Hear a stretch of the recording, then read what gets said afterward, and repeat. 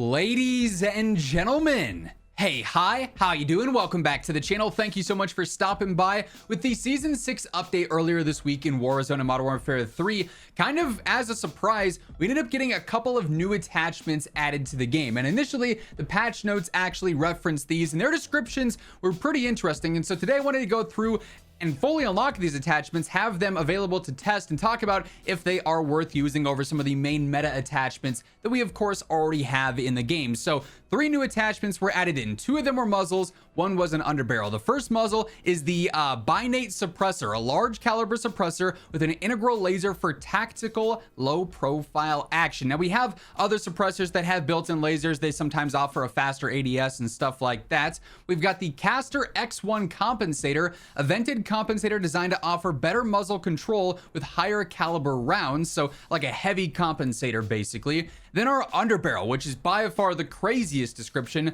the Bracefire HC grip, a side-angled foregrip that makes it possible to sprint and fire at the same time, which sounds wild. But let's jump in game. I've got these fully unlocked, and let's see what's actually going on with these. So as far as unlocking these go, the only one you actually really have to go out of your way to get is the binate suppressor, which is actually going to be an armory unlock. You can either go through into your muzzles here and scroll all the way to the end, and it should show up for whatever reason. I also see this landfall TR one, which is fully locked and doesn't have an unlock requirement. This thing looks absolutely crazy. I don't know what's going on with that, but anyways, I digress. The binate suppressor should show up here and it should show as locked. You just have to activate that and it'll end up going into your armory unlocks. So you can go through it and track it here by doing either a couple of contracts, getting some wins, doing other challenges like that to fully unlock it. It only takes 2 to actually get it unlocked. So it's relatively easy, not too tedious there whatsoever. Then once you do go through and unlock it, you obviously have full access to it on a plethora of weapons. And this is the full description of it. Just like it says on the stats there, it's a large caliber suppressor with an integral laser sight. So this actually does end up increasing your ADS speed and making that a tad bit faster. However, it's only a 4% increase. But in comparison to some other suppressor options, I just don't find this one to be all that valuable. I mean, when you have things like the Quartermaster, which are doing very noticeable things to your recoil, making it way easier to control a gun, things like the Spirit Fire, which help out with velocity and range and control all in one, and then even something like a Sonic Suppressor, which helps out with range and velocity and doesn't even hurt your ADS speed. I just find this new one to be an option, but not necessarily a super viable one. Maybe on some SMGs here and there, if the weapon's already easy to use and you're just looking to stay off the radar and that really is valuable to your gameplay, then sure, this could be a decent option. But for the most part, this is one that is outclassed in several ways by various other suppressors just outright. So this one, unfortunately, is not one I feel is going to be all that important.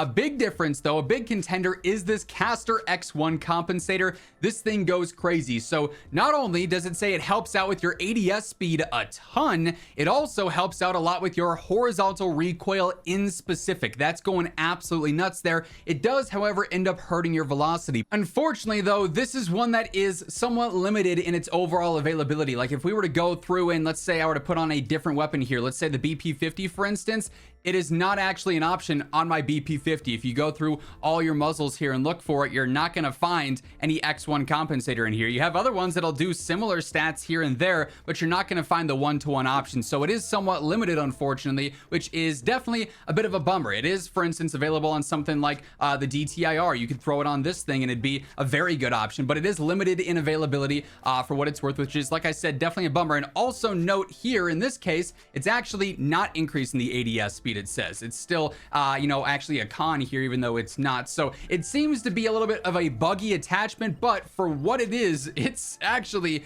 very, very good. This thing is doing a ton for your horizontal control and some firing aim stability. So if you were someone who drastically needed something for control on a setup where velocity doesn't matter all that much, like perhaps maybe some SMG builds or some close range rifle or more sniper support style builds, this would be a very practical option for sure, depending on what its weapon specific cons are. Like if it's for some reason bugging out and giving you a drastic slowdown on your ADS or something weird like that, as we've seen, it doesn't seem the most consistent, then obviously there could be alternatives elsewhere. And there still are already alternatives, like for instance, Quartermaster here, I think for a lot of people is probably going to be the more well-balanced option, just because it's doing a decent bit for vertical and horizontal, whereas this is pretty much all in on horizontal. But for what it is, weapon specific scenarios, this is now a muzzle you absolutely want to pay attention to going forward, as this is something that could actually really change how a weapon behaves and make it very, very useful in the right situation, of course. And by the way, as we are talking about all these new attachments here today in the general attachment meta, if you enjoy the video, if you find it helpful at all,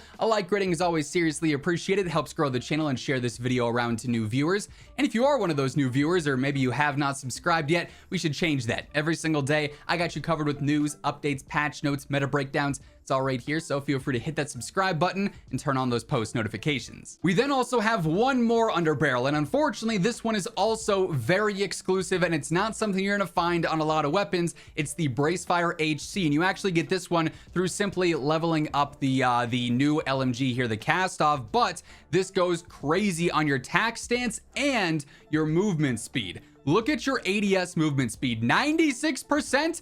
It truly is allowing you to sprint. So just for reference here, we have the base Cast-Off LSW. If I were to go through and sprint, this is how I'd normally look as I'm sprinting. It is what it is. It's an LMG. It's decently slow, nothing too crazy. Now, if I were to go through and put this Bracefire on here and then go into it, suddenly I'm looking a whole lot different with my ADS sprint here. Like, I'm basically at my sprinting speed as I'm ADSing. And when you stack this and go through and put on a laser that helps out with tack stance and whatnot, when you go through and put on a barrel that helps out with tack stance, you now have an option here that takes you from basically being able to ADS and have a wildly slow strafe to build all out for tack stance and be absolutely crazy with it. Now, like I said, unfortunately, as tack stance is super useful on a variety of weapons like SMGs, maybe some shotties here and there, this is not a widely available attachment either, so it is very niche and very specific. But for its purpose of going crazy with strafe, like for instance on our new Cast-Off LSW LMG,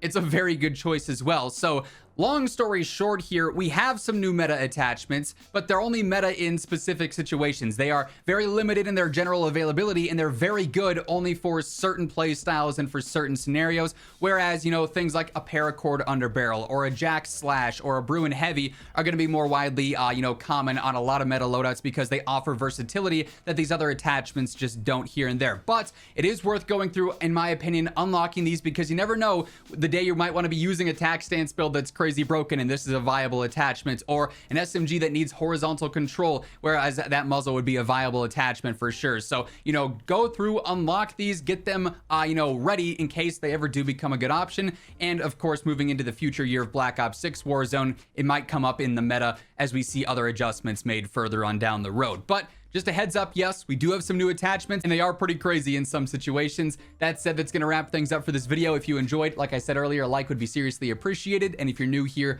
feel free to hit that sub button on your way out. But once again, thank you so much for tuning in. And until next time, take it easy, have an awesome rest of your day, and I'll catch you later.